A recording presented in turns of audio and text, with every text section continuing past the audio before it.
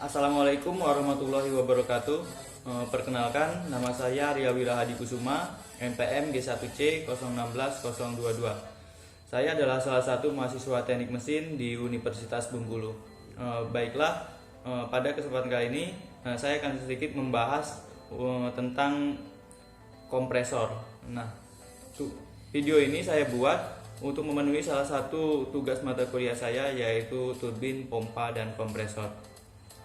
Kompresor sendiri adalah mesin atau alat mekanik yang berfungsi untuk meningkatkan tekanan atau menempatkan fluida gas atau udara sehingga tekanannya melebihi dari tekanan di lingkungan, yaitu 1 atm.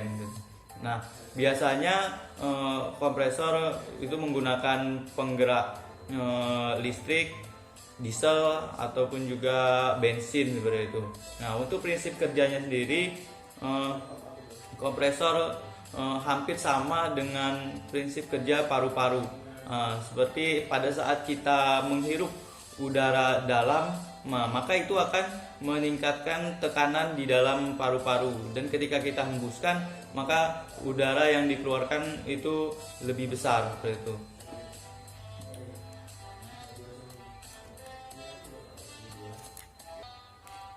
Kompresor sendiri terbagi menjadi 2 jenis, yaitu ada positive displacement dan itu kompresor dinamik. Nah, kompresor dinamik juga terbagi menjadi 2, yaitu ada kompresor aksial dan sentrifugal.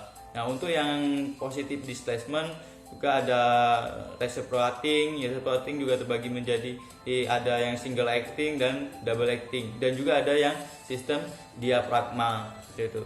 Nah, untuk yang rotarinya itu ada blower dan screw, dan ada beberapa jenis lainnya. Nah, kompresor dinamis itu tadi sudah kita sampaikan bahwa terbagi menjadi 2, yaitu kompresor sentrifugal dan kompresor aksial. Nah, untuk kompresor sentrifugal biasanya itu digunakan untuk kebutuhan tekanan rendah sampai ke tekanan menengah. Untuk yang kompresor aksial itu digunakan untuk kebutuhan tekanan sedang hingga tekanan tinggi. Nah, kompresor sentrifugal merupakan kompresor yang memanfaatkan gaya sentrifugal yang dihasilkan oleh impeller untuk mempercepat aliran fluida udara atau gaya kinetik, yang kemudian diubah menjadi peningkatan potensi tekanan menjadi gaya tekan dengan memperlambat laju aliran. Nah, ini adalah bentuk dari pompa sentrifugal. Selanjutnya yaitu kompresor aksial. Kompresor aksial adalah kompresor yang berputar dinamis yang menggunakan serangkaian kipas air foil untuk semakin menekan aliran fluida. Nah, aliran udara yang masuk akan mengalir keluar dengan cepat tanpa perlu dilempar ke samping seperti yang dilakukan pada kompresor sentrifugal. Kompresor aksial secara luas digunakan seperti dalam turbin gas, seperti pada mesin jet, mesin kapal dengan kecepatan tinggi, dan pembangkit listrik skala kecil gitu. Selanjutnya ada kompresor perpindahan positif. Nah, kompresor perpindahan positif tadi kan kita ada yang reciprocating dan ada yang screw dan sebagainya gitu kan. Nah, untuk yang kompresor piston atau torak, nah terbagi menjadi 3. Ada yang kompresor piston kerja tunggal dan kompresor sistem kerja ganda. Nah, kompresor kerja tunggal ini prinsip kerjanya yaitu ketika piston atau torak itu bergerak ke bawah ke TMB, maka udara akan masuk ke dalam silinder seperti itu. Nah, ketika piston bergerak menuju ke TMA, nah maka akan mengkompresikan udara itu dan menjadi sebuah output udara yang bertekanan seperti itu. Selanjutnya yaitu kompresor piston kerja ganda.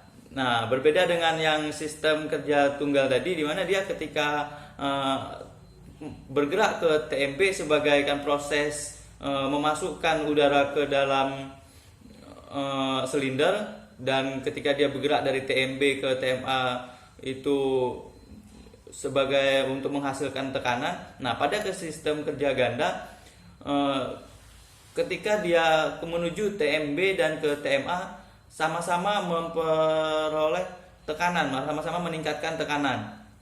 Pada saat piston bergerak menuju ke TMB, itu akan menghasilkan tekanan keluaran yang ada di titik mati bawah, dan yang di bagian atasnya dia akan masuk udara. Nah, ketika udara bergerak, ketika piston bergerak menuju ke TMA, yang di bagian bawah akan menjadi proses hisap, dan yang di bagian atas akan mendorong udara tadi sehingga menghasilkan udara yang bertekanan. Sehingga dari proses ini akan menghasilkan tekanan yang lebih tinggi dibanding dengan yang sistem kerja tunggal tadi. Nah, selanjutnya ada kompresor diafragma.